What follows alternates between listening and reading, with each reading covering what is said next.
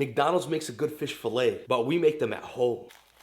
That is absolutely phenomenal. To start, we're gonna need some beautiful cod. We're gonna hit these with a light pinch of salt, which is just gonna help season their flesh and help draw out that natural moisture. Now in a separate bowl, I'm gonna combine some rice flour and potato starch. I'm gonna season this up with salt and pepper, garlic powder, chili powder and smoked paprika, and last but not least, some curry powder. You have to trust me on this one. On a separate platter, I'm gonna steal a little bit of that dry batter, and in the larger amount, I'm gonna add in some cold club soda and just constantly whisk until it's a loose pancake batter consistency. And if the color of the batter don't change, no flavor was gained. To really enhance this recipe, we're gonna get super thin slices of shallot. I promise you, I will never win this battle. We're gonna stuff down a mason jar with the thin shallots. And here's an awesome tip to get the perfect ratio of vinegar to water when you're making pickles. You wanna cover this halfway with white vinegar, and then you finish the other half with some water. Now that you have the perfect amount of liquid, strain this into a saucepan. And all we wanna do is heat this up until it's nice and steamy. Simply add in some pickling spice, back in with our hot liquid, shut it up with the lid, and into the fridge for at least 1 hour. Now you have some pickled shallots that you could put on anything. For our tartar sauce, we're gonna do a nice heap of mayo. We're gonna zest down a lemon, steal its juice, add in a pickle chopped as fine as you, a couple capers join the party. Not a big fan of dill, so I'm gonna do some flat leaf parsley, and then last but not least, a pinch of salt and mix. When it's game time, grab your cod and dip it in that flour, straight into the wet batter, and then we deep fry at 350.